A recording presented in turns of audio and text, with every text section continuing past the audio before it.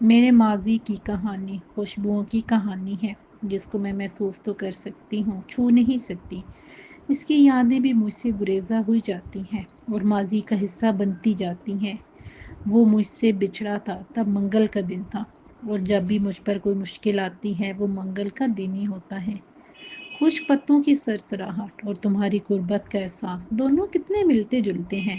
ہر بھیگی شام میں دل کے دریچوں پر، ہر آہٹ پر، ہر گمان ہوتا ہے کہ شاید تم آئے ہو، مگر نہیں، وہ تم نہیں ہوتے، کیونکہ جو دور چلے جاتے ہیں وہ کبھی لوٹ کر نہیں آتے۔ وہ کبھی لوٹ کر نہیں آتے۔ رات کے آخری پہر جب آنکھ کھلتی ہے تو میرے اندر کی سوئی ہوئی لڑکی پھر سے جاگ اٹھتی ہے، اور میں محسوس کرنے لگتی ہوں کہ کل جو سورج نکلے گا وہ ایک نیا دن، نیا سال، نئی امنگیں لائے گا۔ میری تنہائیاں مر جائیں گی، مگر نہیں، ایسا نہ ہوگا۔ ہوگا یہ کہ میری تنہائیاں مجھ سے لپٹ کر روئیں گی۔ نئے سورج کی کرنیں پھر مجھ سے پوچھیں گی کہ وہ گڑیا سی لڑکی جو تمہارے ساتھ کمرے میں رہتی تھی اب کہاں گئی۔ اب میں چپ چاپ سارا دن اسی کمرے میں رہ کر آنے والے وقت کا انتظار کرتی ہوں کہ تم کو کبھی کچھ یاد آئے گا، میری باتیں، وہ فکرے کہ بچھڑ کے تجھ سے میں تیری رفاقت کا ہر ایک پل بلا دوں گی۔ میں تجھ کو بھول جاؤں گی۔ میں ان باتوں کو بھی کب کا بھول بیٹھی ہوں۔ میں جو ایک بہت ضدی قسم کی لڑکی ہوتی تھی، ساحل سمندر پر اڑتی ریت اور تیز ہوائیں بکھرے بال لیے ریت کا گروندہ بناتی تھی، تو بہت ہی خوبصورت لگتی تھی۔ دیکھنے والوں کی نظریں مجھ پر پڑتی تھیں، جہاں جاتی ہر کوئی کہتا کہ آپ مجھ سے بات کریں، کیا تم میں کوئی سرخ آپ کے پر لگے ہیں؟ اور اسی وجہ سے میں اپنے گھر سے کہیں نہیں جاتی تھی۔ ایک دن بڑی خالہ ہمارے گھر آئی، سب سے خوشی خوشی ملی، مجھ سے کہا کہ تم میری سگی بیٹی ہو۔ تب میں بہت خوش ہوئی تھی۔ اس بات پر ہر ایک سے کہتی پھری کہ میں اپنی خالہ کی بیٹی ہوں، اسی لیے کہ مجھ کو اپنی خالہ سے بڑی محبت تھی، اتنی کہ بتا نہیں سکتی۔ میرا دل خالہ کے بچوں میں لگا رہتا، تبھی ہر سال ان کے ہاں جاتی تھی کہ ان کی سب سے بڑی بیٹی مجھ کو بہت پسند تھی۔ اس کا نام لبنہ تھا، اور امتیاز، وہ بھی تو میری خالہ کا ہی بیٹا تھا، شوخ چل چل اور نٹ گٹ سا، جس نے بعد میں میرے دل میں بھی گھر کر لیا تھا۔ کبھی امی کے ساتھ ان کے گھر جاتی تو وہ مجھے بہت پیار کرتی اور مجھ سے کہتی کہ کچھ دن تو یہاں رہو نگینا، اور میں جواب دیتی، کیسے رہوں خالہ، میں تو اسکول جاتی ہوں۔ مجھ کو پڑھنے کا بہت شوق تھا، چاہتی تھی بہت زیادہ تعلیم حاصل کروں، اتنی کہ دوسروں کو بھی دوں۔ جب بھی موڈ اچھا ہوتا سہیلیوں کی کاپی پر شعر لکھ دیتی۔ استانی کہتی، نگینہ تم شکل کی تو خوبصورت ہو اور شعر بھی اچھے لکھتی ہو۔ خالہ کے 3 بیٹے اور 3 ہی بیٹیاں تھیں۔ لبنہ کی شادی پر ہم گئے تو پتہ چلا کہ محبت میں کیا کیا شرارتیں چلتی ہیں۔ امتیاز خبر نہیں کیوں مجھ سے اتنی محبت کرتا تھا کہ ہر دم مجھ سے ہی مذاق کرتا رہتا تھا۔ نہیں جانتی تھی کہ اس کو ہر وقت اتنی کیوں میری فکر رہتی تھی۔ وہ میرے پاس بیٹھ کر بہت خوش ہوتا تھا، اور میں زیادہ وقت اپنی دوست لبنہ کے پاس بیٹھ کر گزارتی۔ وہ مجھ کو اچھی لگتی تھی۔ میری اور اس کی اتنی زیادہ دوستی تھی کہ ہم ایک دوسرے کے لیے جان دینے پر تیار تھے۔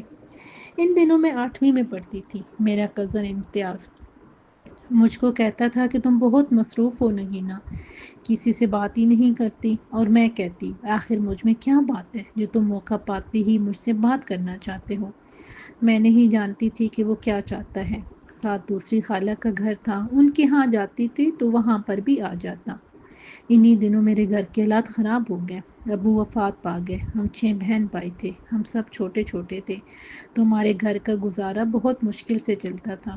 دادی ہمارے پاس رہتی تھی، وہ ہمیں اپنے بھائی کے گھر لے گئے، ہم اب ان کے پاس رہنے لگے۔ نانا جان ہمیں خرچہ بھیج دیتے تھے۔ میں اپنے ابو سے بہت محبت کرتی تھی، اتنی کہ زیادہ وقت انہی کے پاس گزارتی تھی، ان سے دور کبھی نہیں ہوئی تھی۔ اگر کوئی کچھ کہتا تو میں کہتی کہ ہاں مجھ کو اپنے ابو سے بہت پیار ہے، ان سے باتیں کرتی اور شرارتیں کرتی۔ پھر وہ بھی بچھڑ گئے ہمیشہ کے لیے۔ ابو کی وفات کے بعد میں بیمار ہو گئی، رنگ پیلا پڑتا گیا، دل پڑھائی میں بھی نہیں لگتا تھا، پریشانی بڑھتی جاتی تھی۔ تب امی نے مجھے بڑی خالہ کے گھر بھیج دیا کہ وہاں جا کر میرا جی بہل جائے گا۔ کبھی کبھار زندگی کے کچھ لمحات اتنے قیمتی ہو جاتے ہیں کہ پھر ان کی یاد بلائے نہیں بولتی۔ ان لمحات کی یاد ہمیشہ دل و دماغ میں ایک مہکتے گلاب کی مانند رچ بس جاتی ہیں، جس کی خوشبو سے دل و جان معطر رہتے ہیں۔ اسی خوشبو سے جسم کا رواں رواں مہکتا ہے۔ یادوں کا یہ انمول خزانہ سب کے پاس نہیں ہوتا۔ یادیں البتہ سب کے ساتھ رہتی ہیں، کسی کے پاس آنسوؤں کی صورت میں اور کسی کے پاس مہکتے پھولوں کی شکل میں۔ لیکن کبھی کبھی یہ یادیں نوکیلے کانٹے بھرے دہشت جیسی بھی ہو جاتی ہیں، تب بھی انسان کو ان کو نہیں بلاتا، دل سے لگائے رکھتا ہے کہ یہ یادیں کسی محبوب ہستی سے وابستہ ہوتی ہیں۔ وہ بڑا ہی خوشگوار دن تھا، ہر طرف سے بادل امڑ امڑ کر آ رہے تھے، ٹھنڈی ہوا چل رہی تھی اور باغ میں نازک سی شاخ پر ایک کلی بار بار زور سے جھوم رہی تھی۔ کبھی وہ اس پھول سے ٹکراتی تو کبھی اس پھول سے، کبھی زمین کی جانب جھک جاتی اور کبھی تن کر کھڑی ہو جاتی۔ وہ چھوٹی سی کلی بھی ایک دل رکھتی تھی، اس کا جی چاہتا تھا کہ وہ کھل جائے، اور امتیاز میرا کزن چاہتا تھا کہ میں اس سے بات کروں اور اس کی توجہ کا مرکز بنوں۔ وہ مجھ سے کچھ کہنے کے لیے بہت بے قرار رہتا تھا۔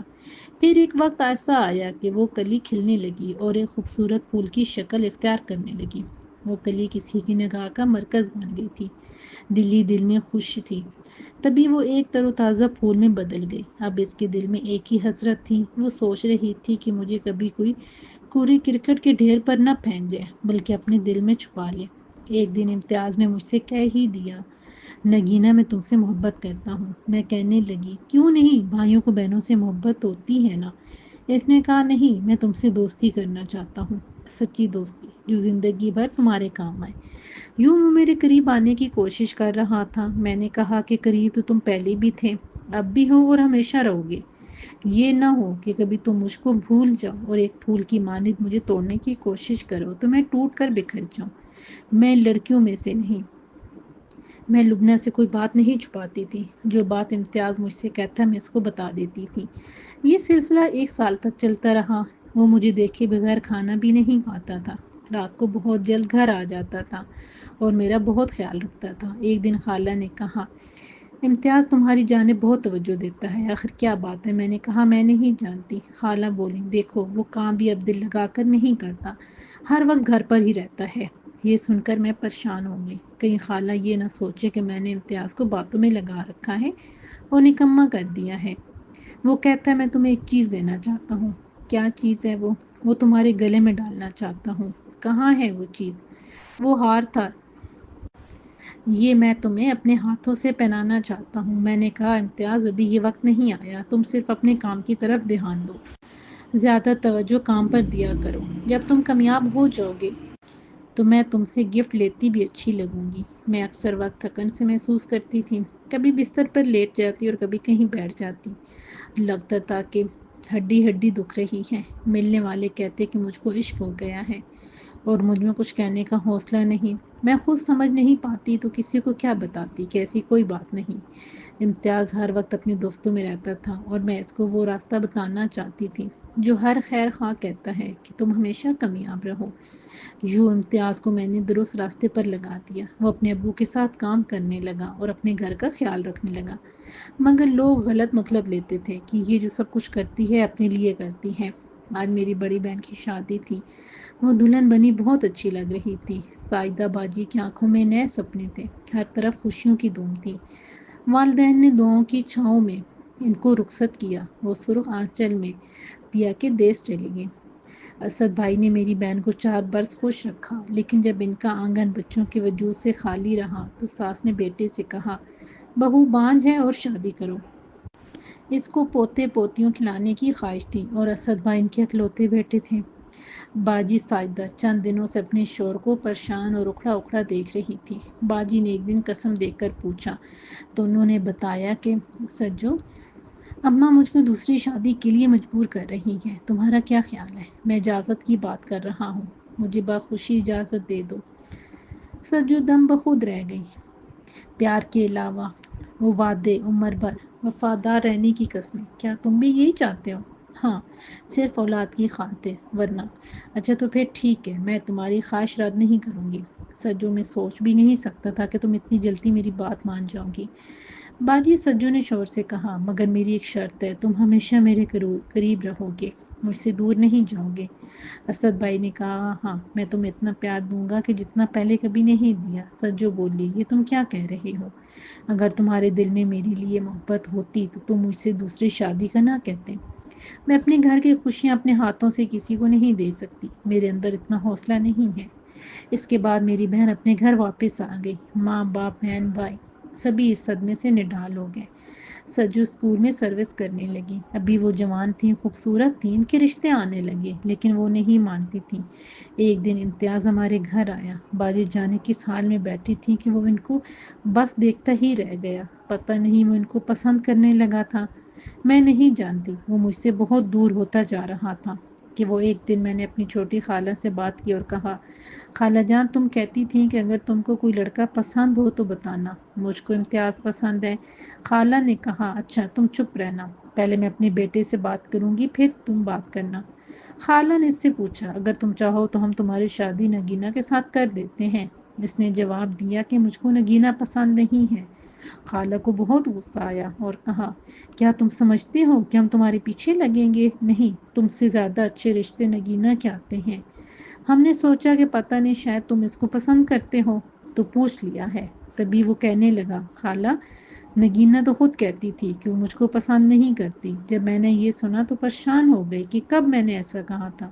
خالہ سے میں نے کہا، خالہ میں نے کبھی امتیاز سے ایسی بات نہیں کہی، آپ کہتی ہیں تو میں قرآن پر ہاتھ رکھ کر قسم کھاتی ہوں۔ تب خالہ خاموش ہو گئی۔ بس یہاں سے رت اور موسم بدل گئے اور دل بھی بدل گئے۔ میں ہر وقت روتی رہتی تھی۔ ایک تو بہن کی پریشانی تھی، میں بیمار ہو گئی اور بڑی خالہ سجو کا ہاتھ مانگنے آ گئی۔ آخر ماں کے آنسوؤں نے مجھ کو خاموش رہنے پر مجبور کر دیا اور ایک بار پھر سجو دلہن بن گئی۔ کس کی دلہن؟ امتیاز کی۔ کچھ عرصہ بعد امتیاز بزنس کے سلسلے میں امریکہ چلا گیا اور میری بہن کو بھی ساتھ لے گیا۔ اس نے سجو کو اتنا پیار دیا کہ وہ ماضی کا ہر غم بھول گئی۔ وہ امتیاز کے ہمراہ خوش و خرم تھی۔ 5 برس گزر گئے، لیکن جب وہ وطن لوٹی تو ان کے 3 بچے تھے۔ ایک دن بچوں کے لیے خریداری کرنے یہ دونوں بازار گئے ہوئے تھے کہ اچانک انہیں پیچھے سے کسی نے آواز دی۔ دیکھا تو اسد تھا۔ وہ کہہ رہا تھا کہ کاش ہمارا ابھی بھی کوئی بچہ ہوتا۔ یہ آواز سن کر باجی سجو پیچھے ہٹ گئی اور تیزی سے دکان سے باہر نکل کر گاڑی کی طرف بڑھی، جہاں کار میں امتیاز ان کا انتظار کر رہا تھا۔ دراصل اسد کو دوسری بیوی سے بھی اولاد نہیں ہوئی تھی، جس نے اولاد کی خاطر میری بہن کی خوشیاں اور گھر چھینا تھا۔ اس کے بعد امی نے کئی بار میری شادی کی بات کی، مگر میں کوئی جواب نہیں دیتی، کیونکہ میں نے شادی کا سوانح سپنا دل سے نکال دیا ہے۔ بس ہر وقت یہی سوچتی ہوں کہ جانے کیوں لوگ دوسروں کو فریب میں رکھتے ہیں۔ جب کوئی ان پر پختہ یقین کر لیتا ہے تو پہلو بدل جاتے ہیں، کسی کا ذہن ویران ہو جاتے ہیں تو دل بھی اجڑ جاتا ہے اور زندگی برباد ہو سکتی ہے۔ فریب دینے والا یہ کبھی نہیں سوچتا